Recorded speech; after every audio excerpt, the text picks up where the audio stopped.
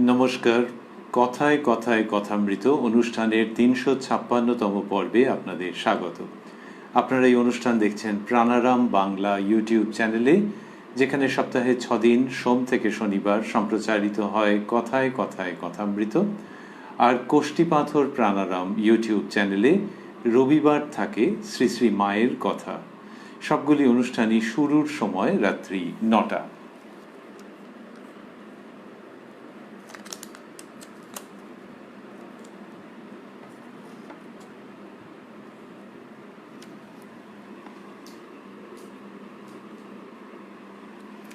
শ্রী শ্রী রামকৃষ্ণ কথামৃততে আজকে আমরা প্রবেশ করব নতুন একটি দিনে এবং শুনব শ্রীরামকৃষ্ণের অমৃত কথা।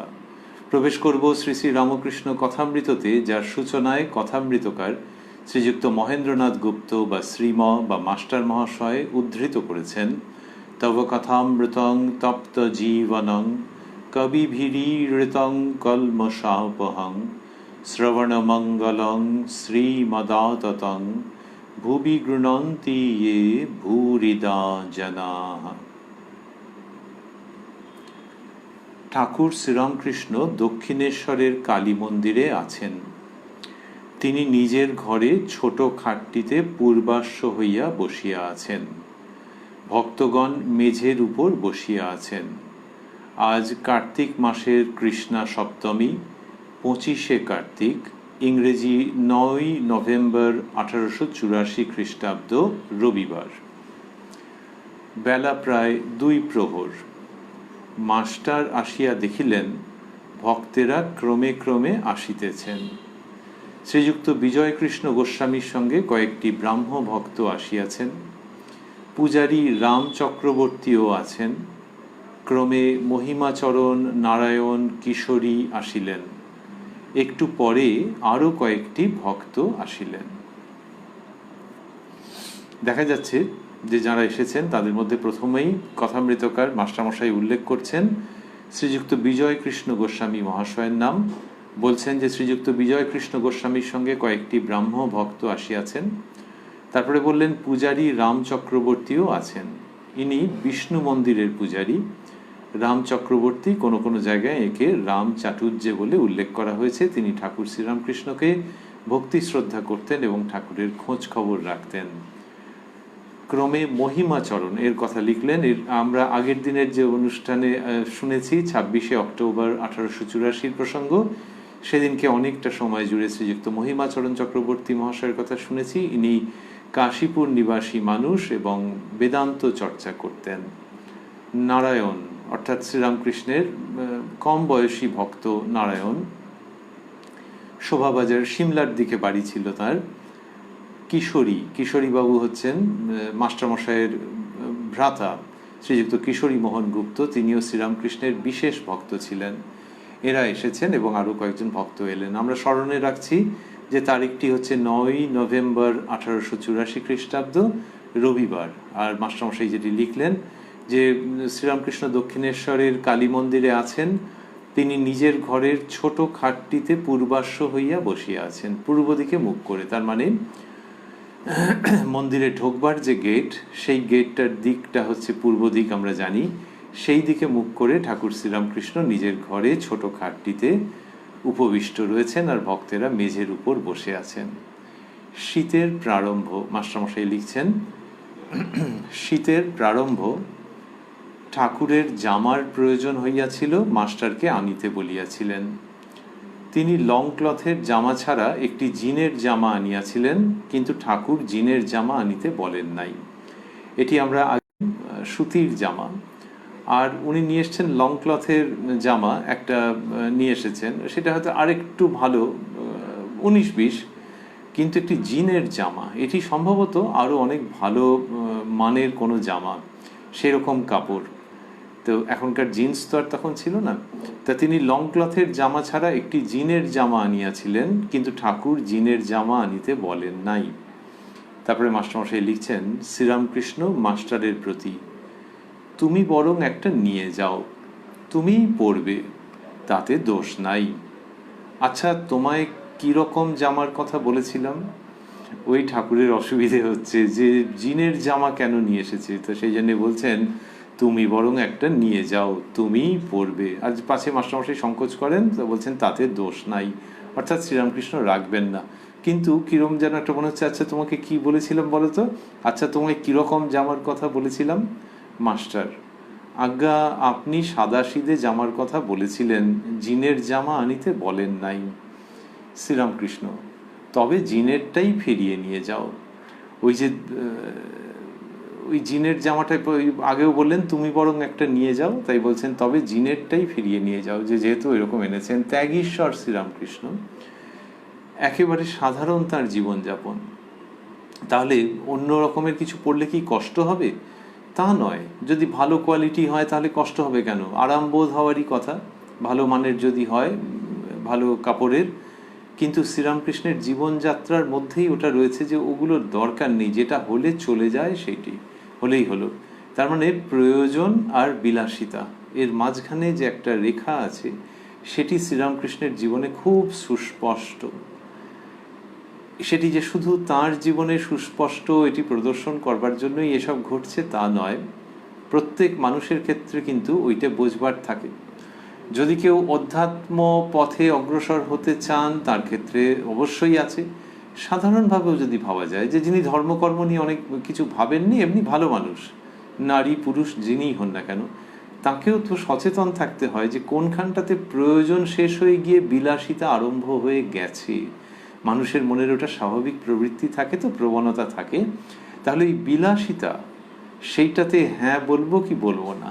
আর যদি সব সময় বিলাসিতাতে হ্যাঁ বলা যায় তাহলে সেটা বোধহয় জীবনযাপনের প্রণালী নয়। তাই বিলাসিতা আর প্রয়োজনীয়তার মাঝখানের রেখাটি সম্পর্কে সকলকেই অল্প বা বিস্তর সচেতন থাকতে হয়।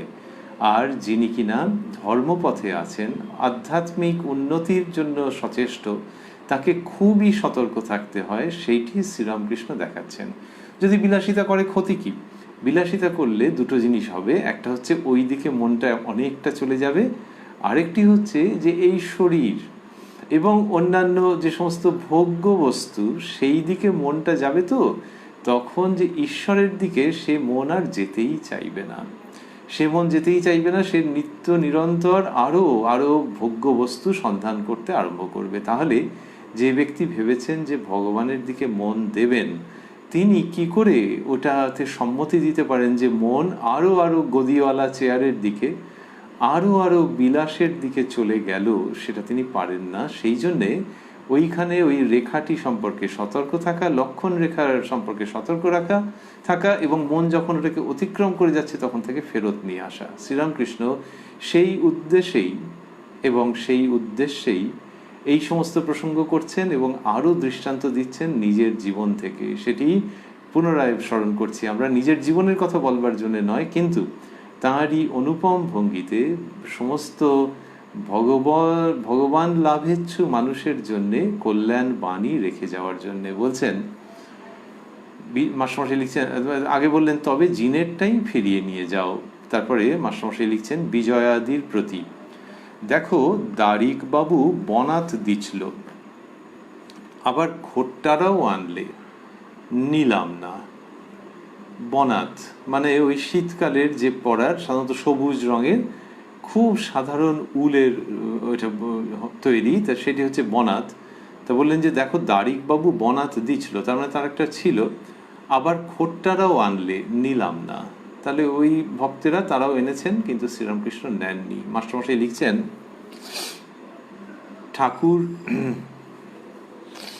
ঠাকুর আরো কি বলিতে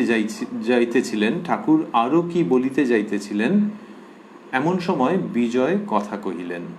বিজয়, আজ্ঞা তা বই কি, যা দরকার কাজেই নিতে হয়, একজনের তো দিতেই হবে, মানুষ ছাড়া আর কে দেবে? বিজয়বাবুর বক্তব্য যে হ্যাঁ তো দুটো নিয়ে আর কি হবে, একজন না একজন কেউ তো দেবে, তাহলে একজনেরটা নিলেই হয়ে গেল। এইটা এরকম বলতে গিয়ে বলেছেন মানুষ ছাড়া আর কে দেবে? শ্রীরামকৃষ্ণ, দেবার সেই ঈশ্বর। শাশুড়ি বললে, আহা বৌমা, সকলেরই সেবা করবার লোক আছে, তোমার কেউ পা টিপে দিত বেশ হতো। বউ বললে, ওগো আমার পা হরি টিপবেন, আমার কারুকে দরকার নাই। তার মানে সেই স্ত্রীলোক তিনি ভক্তিমতী, তিনি শাশুড়িকে এরকম বলছেন। শাশুড়ি বোঝাই যাচ্ছে অ্যাফেকশনেট শাশুড়ি, ভালো। তা তিনি ওরকম বলেছেন যে পা টিপবার লোক কেউ হলে ভালো হতো। আর তখন উনি বলছেন যে ওগো আমার পা হরি টিপবেন, আমার কারুকে দরকার নাই। তার পা টিপে দেবেন, তো সেটা ভক্তিভাবে বলা। আরেকটি হচ্ছে যে তার মধ্যে ওই রকম একটি ঈশ্বর নির্ভরতা আছে এবং বিলাসিতাহীনতা আছে। ওই ঠাকুর ওই আগের প্রসঙ্গের পরে পরেই প্রায় নিয়ে এলেন। তো সেই জন্যে যে বৌমার পা টিপে দেবে, এটা যখন শাশুড়ি বলছেন, তিনি বলছেন ও যে মানে যিনি করবার তিনি করবেন, ও মানুষের সেবার জন্য আমি অপেক্ষা রাখছি না। শ্রীরামকৃষ্ণ বলছেন সে ভক্তিভাবে ওই কথা বললে, কারণ মনে হতে পারে তো এমনিতে যে উনি বাবা কি বলছে, তো ঠাকুর সেটা ব্যাখ্যা করে দিলেন। তাহলে আবারও শাশুড়ি বললে আহা বৌমা, সকলেরই সেবা করবার লোক আছে, তোমার কেউ পা টিপে দিত বেশ হতো। বউ বললে ওগো আমার পা হরি টিপবেন, আমার কারুকে দরকার নাই। সে ভক্তিভাবে ওই কথা বললে।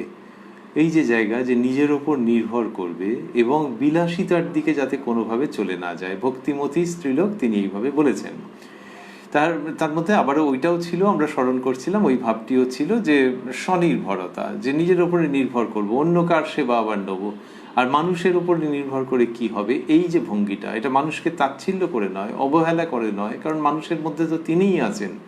কিন্তু এটা হচ্ছে ওই যে চাইতে চাইতে নিচু হতে হতে মানুষ অনেক সময় আপোষের দিকে চলে যায়, অন্য মানুষের উপরে নির্ভরতা আসে, সেটা এক ধরনের বিলাসিতার রূপ নিতে পারে এবং ভগবত সন্ধান থেকে মানুষকে বিচ্যুত করতে পারে। এইবার আকবর বাদশার গল্প শ্রীরামকৃষ্ণ বলছেন। মাস্টারমশাই লিখছেন, একজন ফকির আকবর শাহর কাছে কিছু টাকা আনতে গিয়েছিল। বাদশাহ তখন নামাজ পড়ছে আর বলছে, হে খোদা আমায় ধন দাও, দৌলত দাও। ফকির তখন চলে আসবার উপক্রম করলে, কিন্তু আকবর শাহ তাকে বসতে ইশারা করলেন। নমাজের পর জিজ্ঞাসা করলে, তুমি কেন চলে যাচ্ছিলে? সে বললে, আপনি বলছিলেন ধন দাও, দৌলত দাও, তাই ভাবলাম যদি চাইতে হয় ভিখারির কাছে কেন, খোদার কাছে চাইব। সুন্দর গল্প। মানে আকবর বাদশাহ হাসবেন না কাঁদবেন না লজ্জিত হবেন ঠিক করা মনে হয় খুব মুশকিল ছিল। ছোট গল্পের মতো একটু সাজেশন দিয়েই গল্পটি চলে গেছে, গল্পের শেষ হয়ে গেছে, কিন্তু শেষ হচ্ছে না, প্রসঙ্গ থাকছে। তো শ্রীরামকৃষ্ণ বললেন যে বাদশাহ এরকম নামাজ পড়বার সময় বলছে, হে খোদা আমায় ধন দাও, দৌলত দাও। তখন ফকির ভাবছেন যে এর কাছে কি চাইবো, আবার খুব গভীর অর্থ বহন করছে যে মানুষ চায়। আচ্ছা চাইলে তো উনি দিতেন, এই ফকিরের যা প্রয়োজন সে তো উনি দিয়ে দিতেন, কিন্তু ফকির ওখান থেকে সঠিক সিদ্ধান্তে লাফ দিয়ে চলে গেছেন। স্টেপ জাম্প আছে, and this is a reasonable and good step jump. তিনি দেখছেন যে ও তো চাইছে তো খোদার কাছে, তাহলে চাইবার মালিক তিনি, সুতরাং তার কাছেই চাইবো। আর তার কাছে চাইতে গেলে তার সঙ্গে তো আলাপ পরিচয় করতে হবে, সেটাই তো জীবনের উদ্দেশ্য। তাহলে আর এই মাধ্যম ভায়া মিডিয়া রাখবো কেন? তা আর আকবর শাহেরও গল্পটার মেজাজ বেশ সুন্দর, বেশ ভঙ্গি খুব চমৎকার রয়েছে, এর মধ্যে উপাদান চমৎকার আছে। যে আকবর শাহেরও একটু খটকা লেগেছে, যে উনি নজর করেছেন যে সেই ফকির এসে আবার চলে যাচ্ছে কেন, ব্যাপারটা কি, তাই দাঁড়াতে বলেছেন। তুমি কেন চলে যাচ্ছিলে? নামাজের পর জিজ্ঞাসা করলেন, তুমি কেন চলে যাচ্ছিলে? সে বললে, আপনিই বলছিলেন ধন দাও, দৌলত দাও। এবারে তারপরে ভাষা কীরকম সব, এই ভাষা কি করে আসছে, ওই যে গল্পের মধ্যে এইগুলো থাকছে। তো যে আকবর বাদশাহ খোদাকে ডাকছেন, এখন কিছু প্রয়োজনে ডাকছেন, কিছু চাইতে ডাকছেন, কিন্তু খোদার নাম নিয়েছেন তো।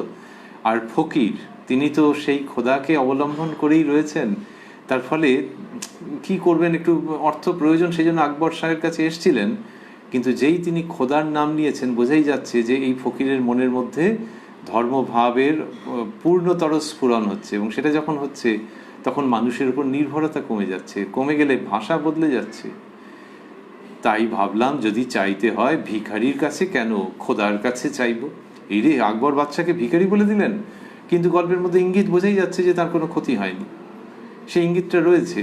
তো এই যে যখন তার কথা মনে আসে তখন আর অন্যের কাছে হাত পাততে, অন্যের কাছে নিচু হতে, অন্যের সঙ্গে আপোষ করতে কিছুমাত্র ইচ্ছে হয় না। শ্রীরামকৃষ্ণ শেখাচ্ছেন অন্যত্র যে জগদম্বার একটি কিরণ এলে পণ্ডিতগুলোকে কেঁচোর মতো দেখি। তিনি দেবেন্দ্রনাথ ঠাকুরের কাছে যখন গিয়েছিলেন তখন বলছেন ভেতর থেকে সেই হি হি করে হাসিটা উঠল।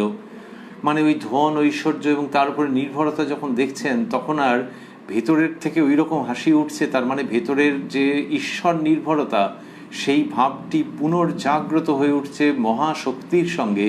এবং তখন মনে হচ্ছে যে সামনে যে থাকুক তার পয়সা কড়ি সম্পদ এইসবের জন্য তাকে আমার কোনো ভয় নেই, তার জন্য তাকে অতিরিক্ত কোনো সম্ভ্রম করবার প্রশ্নই নেই। আমি তার অধীনে যিনি জগতের রাজ করছেন। এই যে ভঙ্গিটা, শ্রীরামকৃষ্ণ এটির কথা তো বলছেন যে ভেতর থেকে ওই হি করে হাসি উঠল। এই আকবর বাদশার কাছে যে ফকির, বোঝাই যাচ্ছে যে আকবর বাদশার মুখে খোদার নাম শুনে ফকিরের ভেতরে একটা দৃঢ় প্রত্যয় আসছে যে নো স্যার, সরি, আর আপনার কাছে আমি নিচু হচ্ছি না, এই ভঙ্গি। এবং সেখানে ভাষা এরকম তীক্ষ্ণভাবে আসছে যে তাই ভাবলাম যদি চাইতে হয় ভিখারির কাছে কেন, খোদার কাছে চাইব। তো আমরা ভাবছি যে আকবর বাদশাহ ছোট হচ্ছেন না, কিন্তু এর মধ্যে ঈশ্বর নির্ভরতা জনিত যে শক্তির প্রকাশ আসছে ফকিরের মধ্যে থেকে, সেটি গল্পের অন্যতম বাণী বা মেসেজ হিসাবে থেকে যাচ্ছে।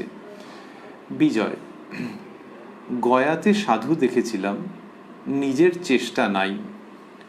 একদিন ভক্তদের খাওয়াবার ইচ্ছা হলো, দেখি কোথা থেকে মাথায় করে ময়দা ঘি এসে পড়ল, ফল টলও এলো। তার মানে মাথায় করে কেউ এইসব নিয়ে এসেছেন। শ্রীরামকৃষ্ণ বিজয়াদির প্রতি। সাধুর 3 শ্রেণী, উত্তম, মধ্যম, অধম। উত্তম যারা খাবার জন্যে চেষ্টা করেন না। মধ্যম ও অধম যেমন দণ্ডি ফন্ডি। মধ্যম তারা নম নারায়ণ বলে দাঁড়ায়। যারা অধম তারা না দিলে ঝগড়া করে, সকলের হাস্য। শ্রীরামকৃষ্ণ সাধুর 3 শ্রেণীর কথা বলছেন। তার মধ্যে উত্তম সাধুর কথা যেটি বলছেন সেটি হচ্ছে কি, যে তার অজগর বৃত্তি থাকে। পরে সেই প্রসঙ্গ আসবে। শ্রীরামকৃষ্ণ এগুলো শেখাচ্ছেন যে সেই সাপ যেমন নিজের থেকে আলাদা করে খাবার সংগ্রহের চেষ্টা করে না, সাধু সেই রকম নিশ্চেষ্ট থাকেন, একেবারে উচ্চতম অবস্থায় যিনি রয়েছেন। শ্রীমদ্ ভগবদ গীতায় এই ভাব রয়েছে। শ্রীরামকৃষ্ণ বিস্তৃতভাবে তার মতো করে অসামান্য ভঙ্গিতে উপস্থাপন করছেন। তাহলে উত্তম সাধু যিনি নিশ্চেষ্ট থাকেন, তিনি কিছুর জন্য চেষ্টা করেন না। তাহলে এই প্রসঙ্গগুলি কোনখান থেকে আসছে? প্রসঙ্গগুলি আসছে ওই যে মাস্টারমশাই জামা এনেছেন অতিরিক্ত ভালো, ঠাকুর গ্রহণ করতে পারছেন না, গ্রহণ করতে চাইছেন না, সেইখান থেকে সাধুর স্বাভাবিক অবশ্য প্রয়োজনীয় অঙ্গলক্ষণ যে ত্যাগ, সেটির প্রসঙ্গ ভারী মাধুর্যমণ্ডিত সুনিশ্চিত শক্তিশালী রূপে আসছে। তা বললেন এখানে যে সাধুর 3 শ্রেণী, উত্তম, মধ্যম, অধম। উত্তম যারা খাবার জন্য চেষ্টা করেন না। এই যে খাবার জন্য তারা চেষ্টা করছেন না, তাহলে কি করে তাদের খাওয়া দাওয়া কি হবে বন্দোবস্ত? যদি আসে তবে হবে, না হলে হবে না। মধ্যম ও অধম যেমন দণ্ডি ফন্ডি, দণ্ডধারী সাধু, দণ্ডি সাধু। এখন এই দণ্ডি সাধুর পরম্পরা রয়েছে। সাধারণত অনেকে থাকেন যে দণ্ডি সাধু এবং তিনি খাবারের জন্য সচেষ্ট হচ্ছেন, ভিক্ষায় বেরোচ্ছেন, তাহলে অর্থ, অন্ন, খাদ্য এটার জন্য সচেষ্ট আছেন কোনো না কোনোভাবে, প্রত্যক্ষভাবে বা পরোক্ষভাবে। এই যেটি তাহলে ইনি কি খাবার খাবেন না নাকি? না, খাবেন, কিন্তু ওই সাধুর তুলনায় ইনি দ্বিতীয় স্থানে রয়েছেন। তাহলে এর জীবনও কিন্তু ঈশ্বরকে পাওয়ার জন্যই বা পরম তত্ত্বকে অবগত হওয়ার জন্যই, কিন্তু দেহকে একেবারে উপেক্ষা করে সম্পূর্ণরূপে তার উপরে নির্ভর করে থাকা এর পক্ষে এখনো সম্ভব হচ্ছে না।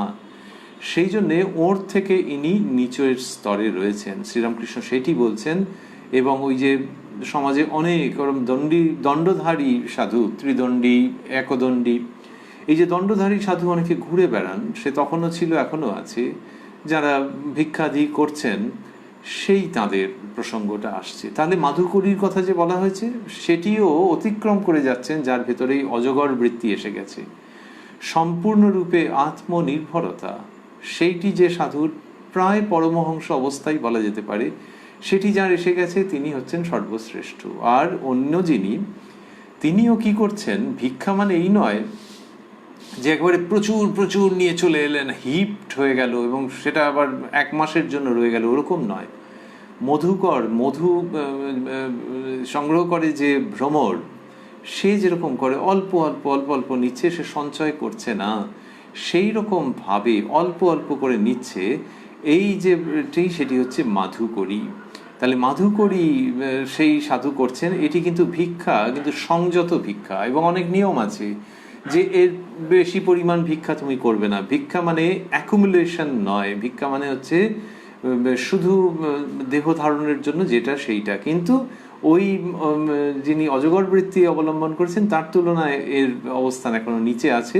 শ্রীরামকৃষ্ণ সেই জায়গা থেকে বলছেন যে মধ্যম ও অধম যেমন দণ্ডি ফন্ডি, মধ্যম তারা নম নারায়ণ বলে দাঁড়ায়, এই সাধুর ভিক্ষা চাইবার পদ্ধতির মধ্যে এটি পড়ছে। আর অধম তারা না দিলে ঝগড়া করে, সকলের হাস্য। কিন্তু সাধু তারা না দিলে ঝগড়া করে, কি তমগুণী নাকি? তা হচ্ছে যে না, ওর অত সহজে স্ট্যাম্প মেরে দেওয়া যায় না, অত সহজে শনাক্ত করা যায় না। তার মধ্যে ওই সংস্কার আছে যে দিচ্ছে না তার মানে সাধুর সম্মান করছে না, সেই ভেবে ওরকম বলছেন। কিন্তু সাধু, সেটা মনে রাখতে হবে, পুরো গল্পের মধ্যে, পুরো উদাহরণের মধ্যে সেটি থেকে যাচ্ছে যে তিনিও ভগবত সন্ধানে বেরিয়েছেন, সংসার ত্যাগ করেছেন।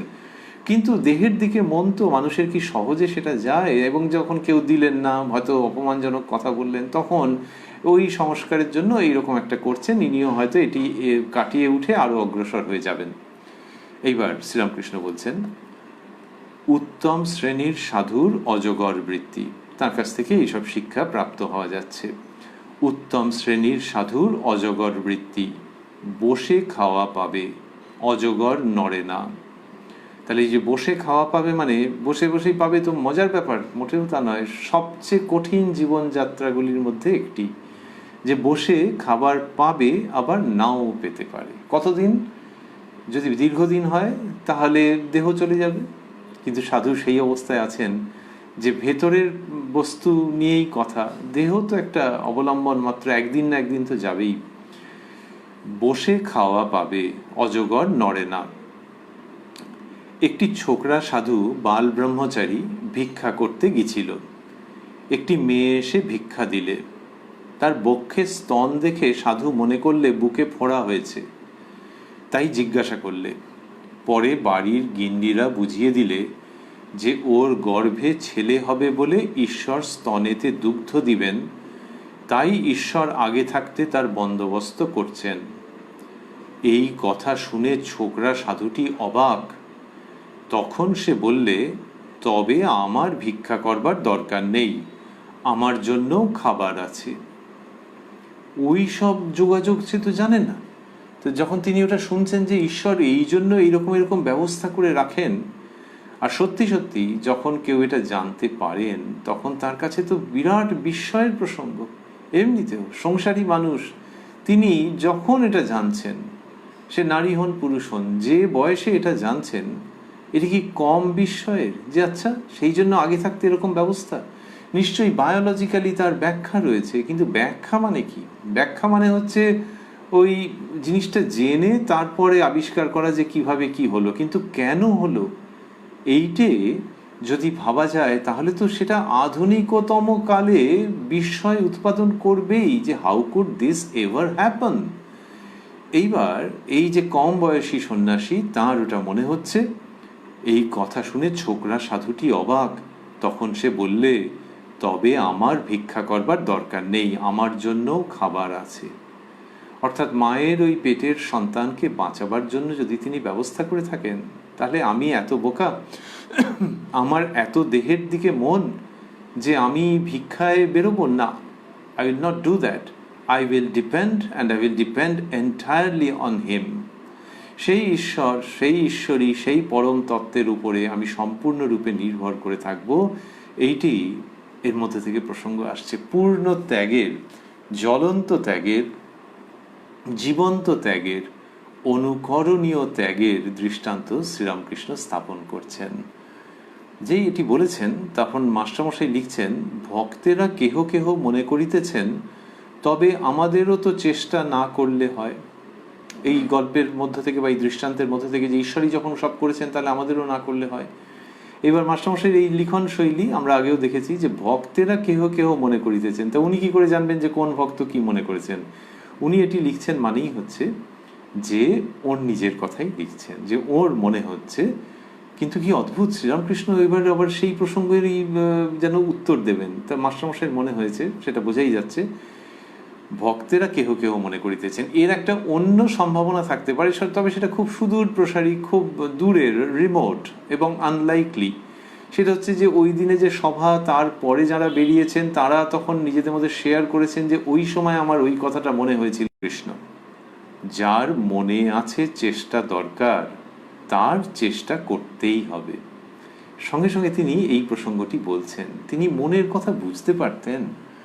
স্বামী শারদানন্দজি লীলা প্রসঙ্গ গ্রন্থে লিখেছেন যে, শ্রী শ্রী রামকৃষ্ণ লীলা প্রসঙ্গতে লিখছেন যে তাকে একাধিকজন বলেছেন বিভিন্ন সময় যে উনি কি মনের কথা সব বুঝতে পারেন, মনের মধ্যে যে প্রশ্ন উঠেছিল তারই উত্তর দিয়েছেন। তো এখানে মাস্টারমশাইয়ের মনে ওঠার পর তিনি বলছেন, যার মনে আছে চেষ্টা দরকার তার চেষ্টা করতেই হবে। মনে আছে মানে যার কিনা মনে হচ্ছে যে চেষ্টা করতে হবে। তাহলে ওই যে কম বয়সী সাধু, তার কিন্তু মনে হয়নি, আগে মনে হয়েছে যে চেষ্টা করতে হবে, ভিক্ষার জন্য বেরোতে হবে। কিন্তু তারপর যখন ওটা স্ট্রাইক করছে, তারপর যখন ওটা মনে চকিতে উদিত হচ্ছে, তখন তার মনে হচ্ছে যে চেষ্টা করবার কোনো দরকার নেই, এবং তখনই তিনি চেষ্টা না করবার অধিকারী। তার আগে অধিকারী নয়। কখন? যখন মনে হচ্ছে যে চেষ্টা করতে হবে। আচ্ছা, তাহলে এই যে মাস্টারমশাইয়ের মনে হলো ওই গল্পটা শুনে যে চেষ্টা না করলে হয়, এই তো মনে হওয়া, তো তাহলে এখন মাস্টারমশাই সব চেষ্টা ছেড়ে দিতে পারেন? সেটা শ্রীরামকৃষ্ণ যা শিক্ষা দিচ্ছেন সেটা হচ্ছে ওরকম মনে হওয়া নয়। ওই রকম মনে হওয়া তো হচ্ছে একটা জাস্ট কথা শুনে একটা প্রত্যয়।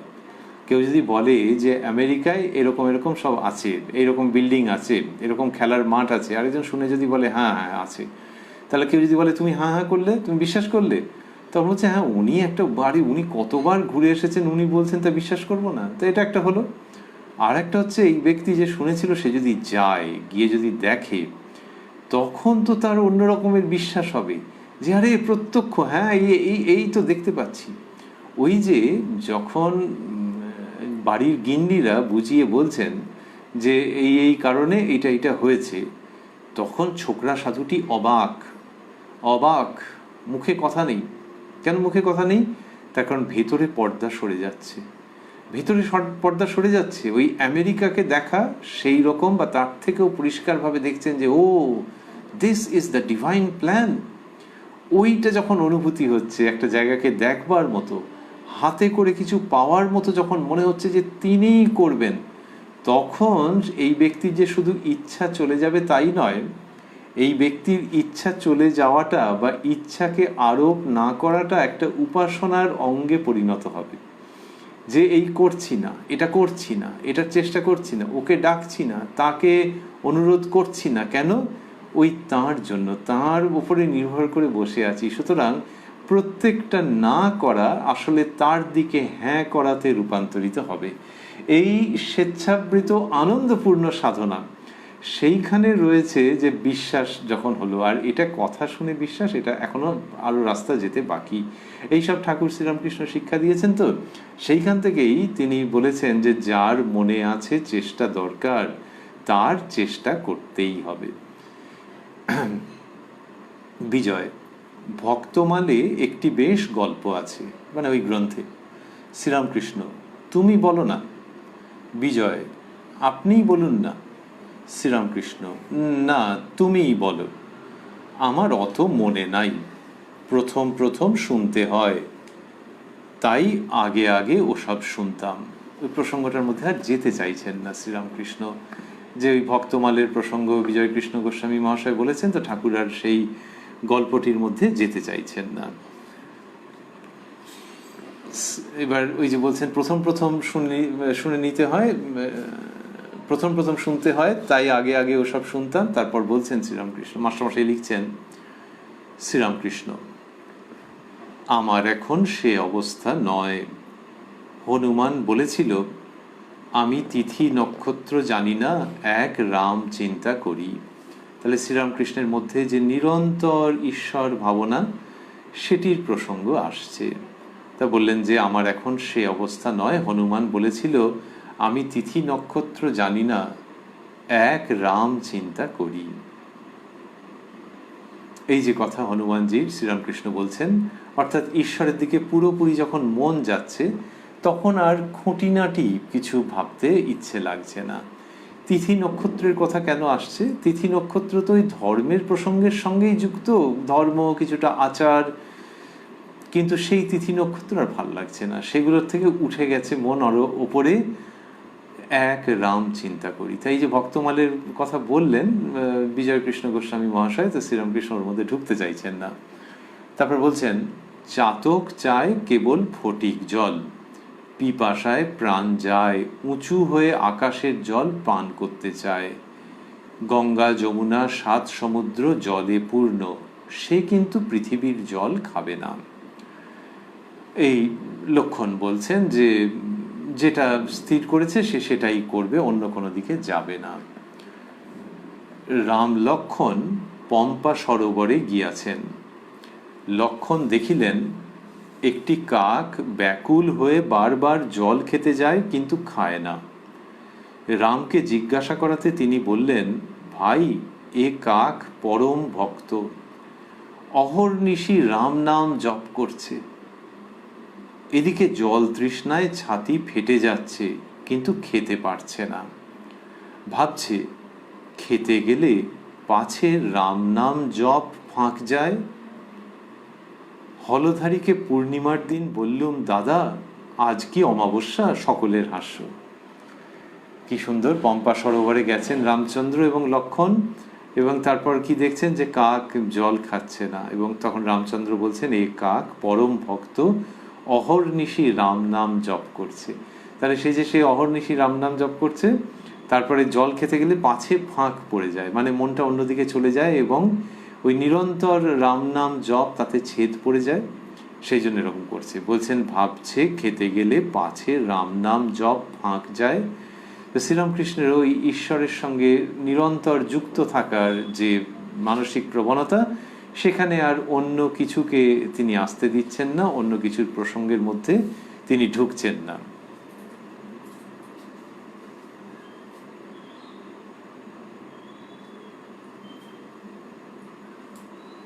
অন্য কোনো প্রসঙ্গের মধ্যে তিনি ঢুকছেন না। তা এইরকম ঘটনা ঘটছে। এইবার হলো কি যে এটি বললেন, বলবার পর বলছেন যে হলধারীকে পূর্ণিমার দিন বললুম, দাদা আজ কি অমাবস্যা? সকলের হাস্য। তা সকলে হেসে ফেলেছেন যে শ্রীরামকৃষ্ণ এরকমভাবে বলেছেন হলধারী দাদাকে, সহাস্যে। তারপর শ্রীরামকৃষ্ণ, তাহলে ওই যে দাদা আজ কি অমাবস্যা, তার মানে ওগুলো কিছু খেয়াল নেই যে পূর্ণিমার দিন এরকম বলছেন। তারপরে মাস্টারমশাই লিখছেন সহাস্যে, হ্যাঁ গো, শুনেছিলাম যখন অমাবস্যা পূর্ণিমা ভুল হবে তখন পূর্ণ জ্ঞান হয়। তো সেটা তিনি হলধারী দাদাকে বলেছেন, কিন্তু তার প্রতিক্রিয়াটা কেমন যেন। শ্রীরামকৃষ্ণ বলছেন, হলধারী তা বিশ্বাস করবে কেন? হলধারী বলেছিল এ কলিকাল, একে আবার লোকে মানে যার অমাবস্যা পূর্ণিমা বোধ নাই, এরকম ভাবে উক্তি করেছেন। তো কি করা যাবে, সেরকম করেছেন, কিন্তু তাকেই তো লোকে মেনেছেন। শুধু তাই নয়, হৃদয়ে স্থান দিয়েছেন শুধু তাই নয়, তাঁর শ্রীপাদপদ্মে মন প্রাণ সমর্পণ করেছেন।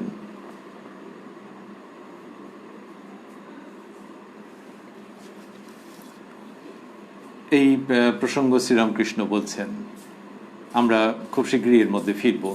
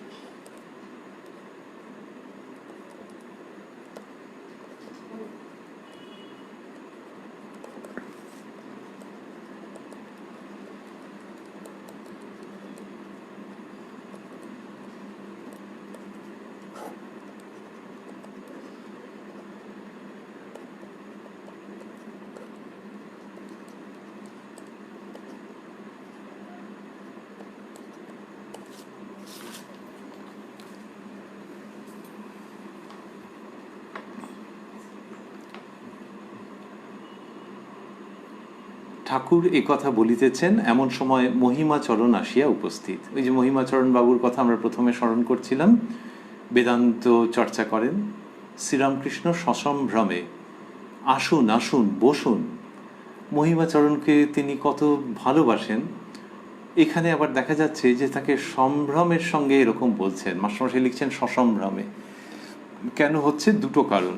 একটি হচ্ছে যে মহিমাচরণ বাবু বেদান্ত চর্চা করেন তো, আর তিনি নিষ্ঠাবান মানুষ, সংসারী মানুষ, নিষ্ঠাবান মানুষ, তার একটা সম্মান আছে। কিন্তু এই হঠাৎ আপনি আপনি করতে আরম্ভ করলেন কেন?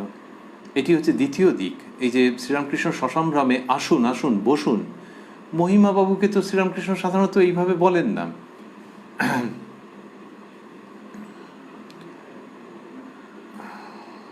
এই যে তিনি বলেন না, তা সত্ত্বেও এরকম বললেন কেন?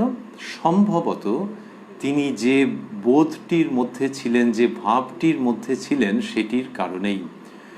যে ওই যে বলছেন না যে অমাবস্যা পূর্ণিমা বোধ নাই, এই সময় মহিমাচরণ বাবু এসে উপস্থিত হয়েছেন, শ্রীরামকৃষ্ণের মনটা কিন্তু ওই দিকে চলে গেছে। আমরা যদি আবারও শুনি শ্রবণ করি, ওই যে বললেন যে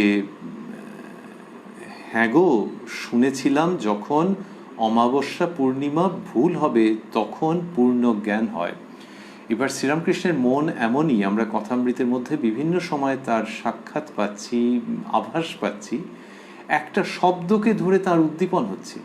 এই যে পূর্ণ জ্ঞান বলেছেন, কোন জায়গায় মন হয়তো চলে গেছে। এইবারে মহিমাবাবু যেই এসেছেন, শ্রীরামকৃষ্ণ বলছেন আসুন আসুন বসুন। এটি দ্বিতীয় দিকটি। এবার আগের প্রসঙ্গ চলছে, সেই জন্যই আমাদের আরো অনুমান যে ওই জগৎটাতে শ্রীরামকৃষ্ণ রয়েছেন। আগের প্রসঙ্গ চলছে। মাস্টারমশাই লিখছেন, বিজয়াদি ভক্তের প্রতি এ অবস্থায় অমুক দিন মনে থাকে না, সেদিন বেনিপালের বাগানে উৎসব, দিন ভুল হয়ে গেল।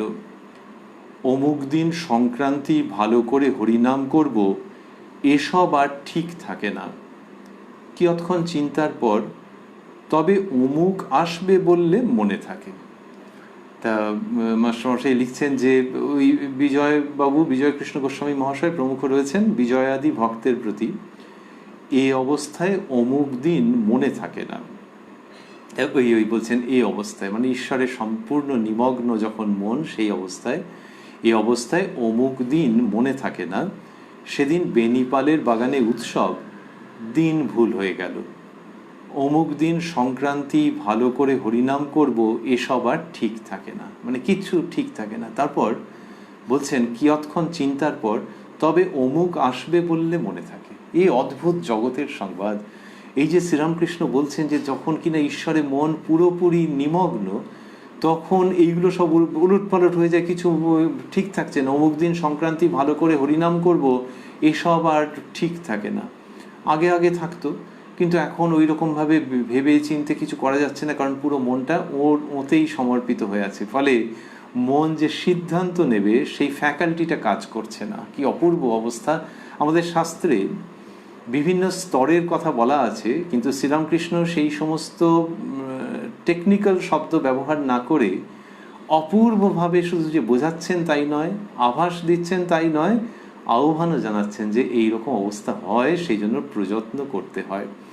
অমুক দিন সংক্রান্তি, ভালো করে হরিনাম করব, এসব আর ঠিক থাকে না। ওই ঈশ্বরে যখন মন লগ্ন হয়ে যাচ্ছে ওইরকম গভীরভাবে। কিয়ৎক্ষণ চিন্তার পর ঠাকুর কি বলছেন? মাস্টারমশাই লিখছেন কিয়ৎক্ষণ চিন্তার পর তবে অমুক আসবে বললে মনে থাকে। এইটা মনে থাকে। তা কি করে মনে থাকে, আমরা কি করে বলবো? কিন্তু শ্রীরামকৃষ্ণ সেই অচিন জগতের সংবাদ আনছেন আমাদের কাছে, সেই অসামান্য দেববাণী আনছেন, সেই অজানা জগতের সন্ধান আনছেন, যেখানে যাওয়া মানুষের জীবনের সবচেয়ে বড় প্রয়োজন। এবং সেখানেই বললেন যে তবে অমুক আসবে বললে মনে থাকে। তাহলে অমুক আসবে বললে মনে থাকে, এটা কি ব্যতিক্রম হয়ে গেল? যে যার আর অন্য কিছু অমুক দিন মনে থাকে না, সেদিন বেনিপালের বাগানে উৎসব, দিন ভুল হয়ে গেল, এইসব যদি তার নিয়ম যদি হয়ে থাকে, তাহলে এটা কি ব্যতিক্রম যে তবে অমুক আসবে বললে মনে থাকে? হ্যাঁ, হয়তো তাই। আর বিজ্ঞানে বলা হচ্ছে যে ব্যতিক্রমই নিয়মকে প্রমাণ করে, যে নিয়ম থাকলে তার সঙ্গে ওই ব্যতিক্রমও থাকবে। Exception proves the law. সুতরাং এক্ষেত্রে এই ব্যতিক্রম। শ্রীরামকৃষ্ণ বলছেন, ঈশ্বরে 16 আনা মন গেলে এই অবস্থা। রাম জিজ্ঞাসা করলেন, হনুমান, তুমি সীতার সংবাদ এনেছ, কিরূপ তাকে দেখে এলে আমায় বলো। হনুমান বললে, রাম, দেখলাম সীতার শুধু শরীর পড়ে আছে, তার ভিতরে মন প্রাণ নাই। সীতার মন প্রাণ যে তিনি তোমার পাদপদ্মে সমর্পণ করেছেন, তাই শুধু শরীর পড়ে আছে, আর কাল আনাগোনা করছে, কিন্তু কি করবে, শুধু শরীর, মন প্রাণ তাতে নাই। কি অপূর্বভাবে বলছেন যে ঈশ্বরে 16 আনা মন গেলে এই অবস্থা। এই ভাবের মধ্যে শ্রীরামকৃষ্ণ বিভোর হয়ে আছেন, সেটি আমরা পুনরায় স্মরণ করছি। রাম জিজ্ঞাসা করলেন, হনুমান, তুমি সীতার সংবাদ এনেছ, কিরূপ তাকে দেখে এলে আমায় বলো। বলা হয় রামময় জীবিতা সীতা। তো সেই প্রসঙ্গ শ্রীরামকৃষ্ণ কি সুন্দরভাবে উপস্থাপন করছেন। হনুমান বললে, রাম, দেখলাম সীতার শুধু শরীর পড়ে আছে, তার ভিতরে মন প্রাণ নাই। এই যে শুধু শরীর পড়ে আছে রাম চিন্তা করে, সেইটির প্রসঙ্গই শ্রীরামকৃষ্ণ নিয়ে আসছেন।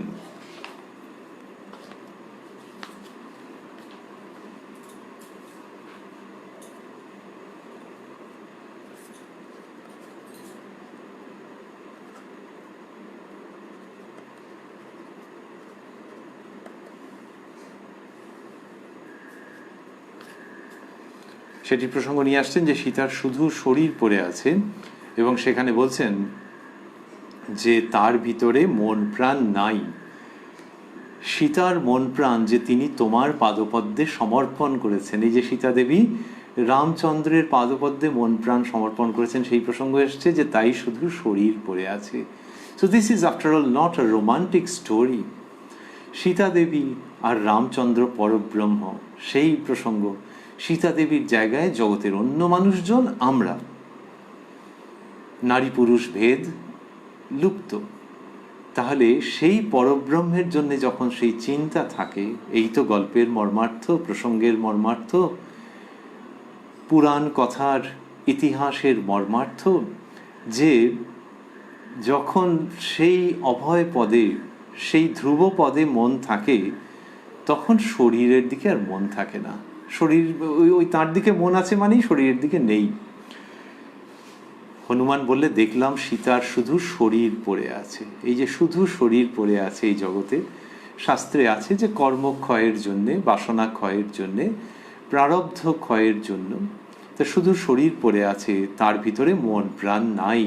সীতার মন প্রাণ যে তিনি তোমার পাদপদ্মে সমর্পণ করেছেন, তাই শুধু শরীর পড়ে আছে। এবারে যমরাজ তাঁরও কিরকম একটা অসহায় অবস্থা। এটা গল্পের মধ্যে একটা হিউমারাস সিলভার লাইনিং বলছেন, আর কাল আনাগোনা করছে, মানে দেখছি যে কিরকম ভাবে পড়ে আছে, কিন্তু কি করবে, শুধু শরীর, মন প্রাণ তাতে নাই। সেই জন্য কাল তার মনে হচ্ছে যে একে গ্রহণ করে নিয়ে যাব, হরণ করে নিয়ে যাব, চলে যাব, কিন্তু করতে পারছে না, শুধু শরীর, মন প্রাণ তাতে নাই। তারপর বলছেন, যাকে চিন্তা করবে তার সত্তা পাওয়া যায়। অহর্নিশ ঈশ্বর চিন্তা করলে ঈশ্বরের সত্তা লাভ হয়। লুনের পুতুল সমুদ্র মাপতে গিয়ে তাই হয়ে গেল। তা বললেন যে যাকে চিন্তা করবে তার সত্তা পাওয়া যায়। তা এই যে প্রসঙ্গ বলছেন যে মানুষ যে ভগবানকে চিন্তা করবে, চিন্তা করলে কি হবে, যে তার সত্তা সে পাবে। অহর্নিশ ঈশ্বর চিন্তা করলে ঈশ্বরের সত্তা লাভ হয়। লুনের পুতুল সমুদ্র মাপতে গিয়ে তাই হয়ে গেল। তা অহর্নিশ ঈশ্বরের চিন্তা করলে এরকম হয়। আর এই যে লুনের পুতুল সমুদ্র মাপতে গেল, শ্রীরামকৃষ্ণ অন্যত্র তো এই উদাহরণ দিয়েছেন যে লুনের পুতুল সে ভেবেছে সমুদ্র মাপবে, যখন মাপতে গেল গিয়ে দেখলো যে মিশে গেল সে, আর কে খবর দিবে, উনি এই কথা বলছেন। তো এই যাকে চিন্তা করবে তার সত্তা পাওয়া যায়। শ্রীরামকৃষ্ণ এই যে গল্পটি বলছেন, উনি লুনের পুতুল বললেন কেন, বেশ চিনির পুতুল বললে তো বেশ ভালোই হতো, লোকেদেরও শুনতে ভালো লাগতো।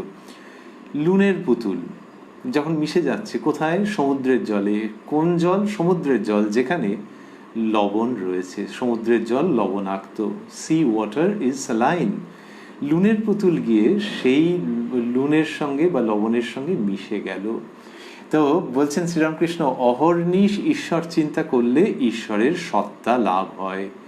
লুনের পুতুল সমুদ্র মাপতে গিয়ে তাই হয়ে গেল। কি অপূর্ব একটি শব্দ, তাই।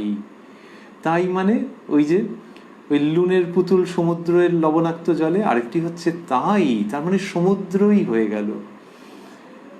সীমা থেকে অসীমে, লীলা থেকে নিত্যে। কি অপূর্ব দৃষ্টান্ত।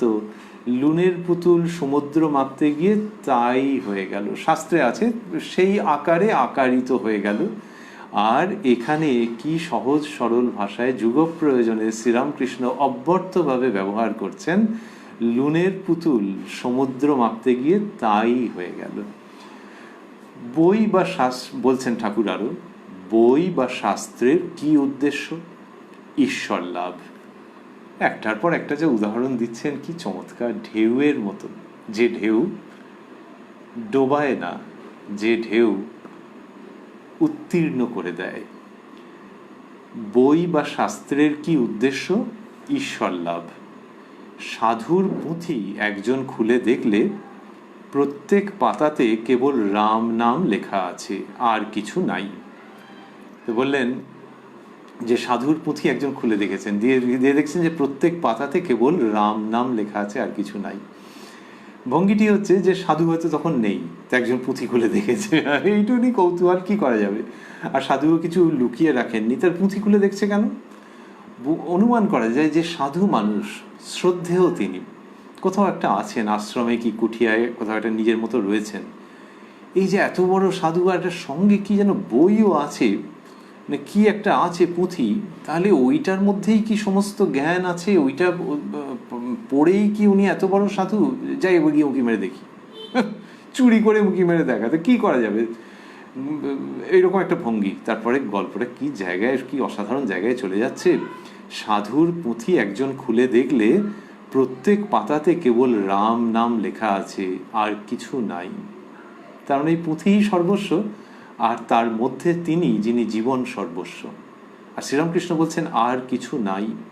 তার মানে যখন তাঁকে নিয়েই সব কিছু। আচ্ছা, তাহলে কেন লিখে রেখেছেন উনি? উনি তো মনে মনে রাম নাম করলেই পারেন। দুটো উত্তর। একটি হচ্ছে যে সাধুর জীবনের অন্যতম অঙ্গ হচ্ছে স্বাধ্যায়, নিজে কিছু পড়তে হয়, তাহলে একেও পড়তে হবে। সাধুর করণীয়গুলোর মধ্যে সাধারণত এটি একটি, তো সে পড়তে হবে, তাই পুঁথি পড়েন। আরেকটি দিক হচ্ছে যে শুধু রাম নাম লিখে রেখেছেন, অর্থাৎ পুঁথির মধ্যে যখন পাতা উল্টাবেন তখন যাকে চিন্তা অন্য সময় করেন তাঁরই চিন্তা অব্যাহতভাবে চলতে থাকবে, there will be no disruption, no break. সেজন্য এটা লিখে রেখে দিয়েছেন। অসাধারণ গল্প, অসাধারণ দৃষ্টান্ত, এবং ভারতবর্ষের অধ্যাত্ম পরম্পরার উজ্জ্বলতম একটি দিকের প্রতি আলোক সম্পাত। সাধুর পুঁথি একজন খুলে দেখলে প্রত্যেক পাতাতে কেবল রাম নাম লেখা আছে, আর কিছু নাই। বলছেন শ্রীরামকৃষ্ণ তারপর, ঈশ্বরের উপর ভালোবাসা এলে একটুতেই উদ্দীপন হয়, তখন একবার রাম নাম করলে কোটি সন্ধ্যার ফল হয়। তা এটা বললেন যে তখন একবার রাম নাম করলে কোটি সন্ধ্যার ফল হয়। তা এটি ঈশ্বরের উপরে যখন ভালোবাসা আসছে তখন এটা হচ্ছে, এবং তখন একবার রাম নাম করলে কোটি সন্ধ্যার, ওই যে সন্ধ্যান্নিক, তো সন্ধ্যা বন্দনা, সন্ধ্যা উপাসনা, কোটি সন্ধ্যার ফল হচ্ছে যখন কেউ একবার রাম নাম করছেন। তারপর বলছেন এই যে উদ্দীপনা এবং ঈশ্বরে অবস্থিতি, সামান্য একটু উদ্দীপনাতেই ঈশ্বরে অবস্থিতি, ওই যে রাম নাম, নামটি দেখা মাত্র ওই উদ্দীপন হচ্ছে এবং নিরন্তর স্মরণ চলতেই থাকছে। সেই প্রসঙ্গ চলছে, মেঘ দেখলে ময়ূরের উদ্দীপন হয়, আনন্দে পেখম ধরে নৃত্য করে, শ্রীমতীরও সেই রূপ হতো, মেঘ দেখলেই কৃষ্ণকে মনে পড়ত। তাই মেঘ দেখলেই শ্রীকৃষ্ণকে মনে পড়ছে। মাস্টারমশাই এইটি, শ্রীরামকৃষ্ণ এটি বলছেন, মাস্টারমশাই লিপিবদ্ধ করছেন যে এইরকম যোগাযোগের মাধ্যমে সেই উদ্দীপন হয়ে যাচ্ছে কার? যিনি ওই চিন্তাতেই রয়েছেন, ওই চিন্তাই যার অবলম্বন, ওই ভাবনাতেই যার জীবনের সমস্ত আনন্দ। চৈতন্যদেব ঠাকুর বলছেন, চৈতন্যদেব মেয়ের গাঁর কাছ দিয়ে যাচ্ছিলেন, শুনলেন এ গাঁয়ের মাটিতে খোল তৈয়ার হয়, অমনি ভাবে বিহ্বল হলেন, কেননা হরিনাম কীর্তনের সময় খোল বাজে। তো ওইটি শুনেই তিনি বিহ্বল হয়ে গেছেন। এইবার বলছেন, ওই যে উদ্দীপনার প্রসঙ্গ এসছে, বলছেন কার উদ্দীপন হয়? যার বিষয় বুদ্ধি ত্যাগ হয়েছে। বিষয় রস যার শুকিয়ে যায় তারই একটুতেই উদ্দীপন হয়। দেশলাই ভিজে থাকলে হাজার ঘষও জ্বলবে না। জলটা যদি শুকিয়ে যায় তাহলে একটু ঘষলেই দপ করে জ্বলে ওঠে। তাই বললেন যে যার বিষয় বুদ্ধি ত্যাগ হয়েছে তারই এরকম উদ্দীপন হবে, এবং বিষয়ের রস শুকিয়ে গেলে এটি হবে। শ্রীরাধিকার কথা একটু আগে বলেছেন, শ্রীরাধিকা শ্রীকৃষ্ণ ময় বা ময়ী, তো তার ওরকম হচ্ছে। আর সাধারণ মানুষের ক্ষেত্রে এইটি বলছেন যে এটা প্রথম পদক্ষেপ, এটা করতে পারলেই তুমি অনেক দূর এগিয়ে যাবে। যে কার উদ্দীপন হয়? যার বিষয় বুদ্ধি ত্যাগ হয়েছে। বিষয় বুদ্ধি ত্যাগ হলেই তার আর বাকি কি রইল? শ্রী শ্রী মা বলছেন যে নির্বাসনা চাইতে হয়, এক কথায় বলতে গেলে নির্বাসনা চাইতে হয় ঈশ্বরের কাছে, এরকম তিনি উপদেশ দিচ্ছেন। তো এখানে শ্রীরামকৃষ্ণ বলছেন যে কার উদ্দীপন হয়? যার বিষয় বুদ্ধি ত্যাগ হয়েছে। আর সেটা কি সুন্দর দৃষ্টান্ত!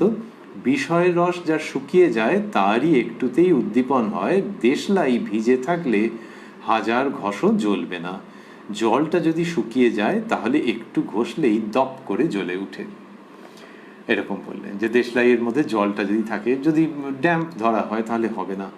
কারণ ইঙ্গিত রইল কি, যে দেশলাইটা আছে, এইবার সেটা দিয়ে ওই আগুনটা জ্বলতে পারে, তেমনি তোমার ভেতরেও সেই সত্তা রয়েছে, সেই সম্ভাবনা রয়েছে, সেই উপাদান রয়েছে। এবার বিষয় এলে ড্যাম্প ধরে যাচ্ছে। কিরকম অদ্ভুত উৎসাহ এবং আহ্বান আছে। যে দেশলাইয়ের কাঠি, সেটাকে ব্যবহার করে আগুন জ্বালানো কি কিছু শক্ত কাজ নাকি? তেমনি তোমার ভেতরে ঈশ্বরীয় ভাবের উদ্দীপন হতে পারে গো।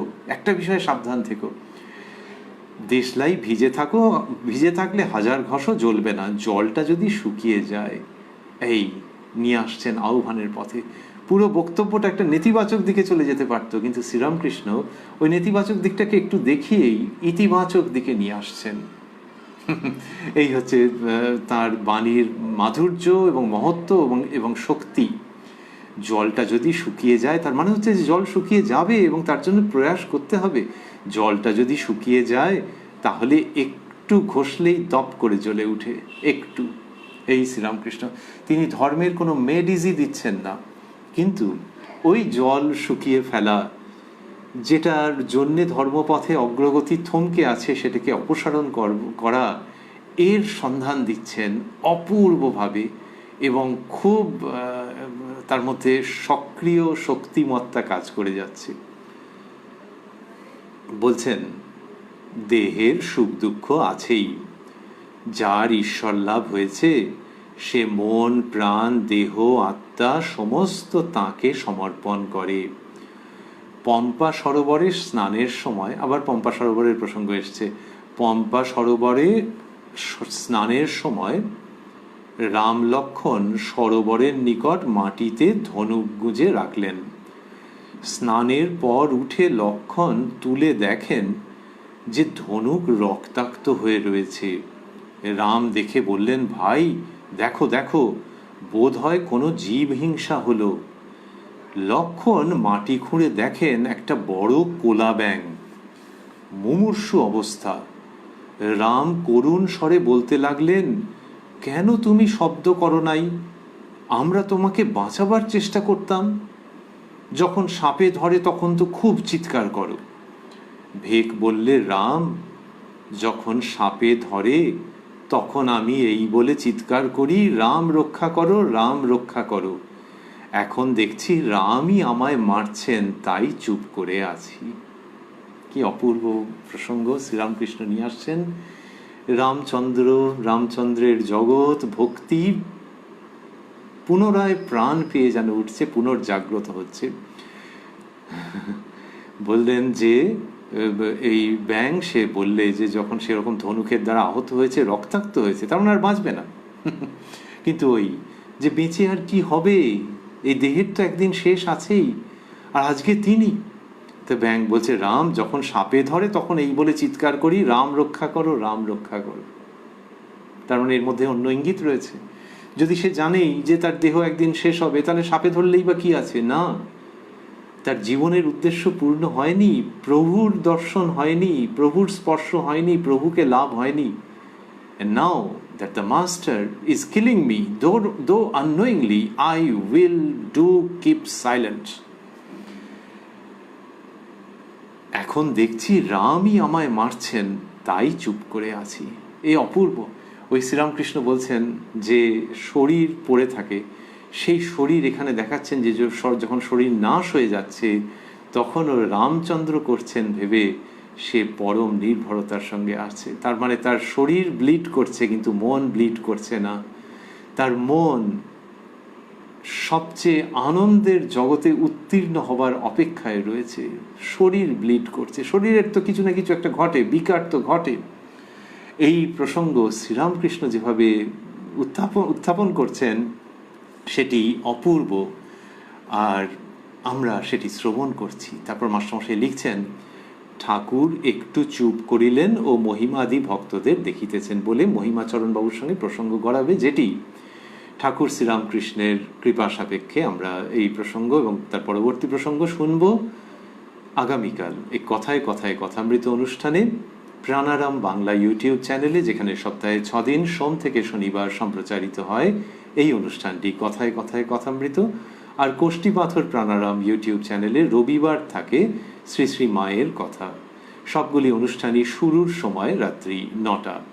আমরা রয়েছি উদ্বোধন কার্যালয়ে প্রকাশিত শ্রী শ্রী রামকৃষ্ণ কথামৃতের 701 পৃষ্ঠায়, রয়েছি 9ই নভেম্বর 1884 প্রসঙ্গে, রয়েছি দক্ষিণেশ্বরে শ্রীরামকৃষ্ণের পূত সান্নিধ্যে। এবং শ্রীরামকৃষ্ণ যেটি বলছিলেন তার মধ্যে রামচন্দ্র তার মন প্রাণ সমস্ত রামচন্দ্রকে দিয়ে দিয়েছেন, শুধু দেহটি যেন অশোক কাননে পড়ে আছে। আমরা সেই সব ভাবতে ভাবতে প্রসঙ্গ শেষ করছি। আর আমরা একটি শব্দ স্মরণ করছিলাম, রামময় জীবিতা সীতা দেবী। তিনি রামচন্দ্রকে চিন্তা করে দেহ ধারণ করেন। শ্রীরামকৃষ্ণ যখন এই সব কথা বলছেন, সেই শ্রীরামকৃষ্ণ যিনি বলেছেন অন্যত্র একাধিকবার যে রাম যে কৃষ্ণ ইদানিং এই দেহে সেই রামকৃষ্ণ, সেই শ্রীরামকৃষ্ণ যখন রামচন্দ্রের প্রসঙ্গ বলছেন তখন অদ্ভুত তার মধ্যে সজীবতা, সব প্রাণ ভাব চলে আসছে। আর আমরা ভাবছিলাম যে সীতা দেবী যেমন রামময় জীবিতা, তেমনি রামময় জীবিতা স্ত্রীলিঙ্গে সেরকমভাবে ঠাকুর যেন আমাদের মধ্যে সেই বোধ দেন, সেই বোধের দিকে অগ্রসর করে দেন। সেটি তো খুব উচ্চ ভাব, ঠাকুর এক্ষুনি যা বলছিলেন আমরা শুনছি। সেই বোধের দিকে যেন তিনি নিজ গুণে কৃপা করে আমাদের আকর্ষণ করতে পারেন, যাতে আকর্ষণ করেন যেন, সেটি আমাদের প্রার্থনা, যাতে আমাদের ওই রকম ভাব তৈরি হয়। আমরা শব্দটিকে আরেকটু সানন্দে প্রসারণ করে নিয়ে ভাবব যে তাঁর কৃপায় যেন আমরাও হয়ে উঠতে পারি রামকৃষ্ণময় জীবিতা বা রামকৃষ্ণময় জীবিত। ওং নিরঞ্জনং নিত্যমনন্ত রূপং ভক্তানুকম্পাধৃত বিগ্রহং বৈ ঈশাবতারং পরমেশমিড্যং তং রামকৃষ্ণং শিরসা নমামঃ।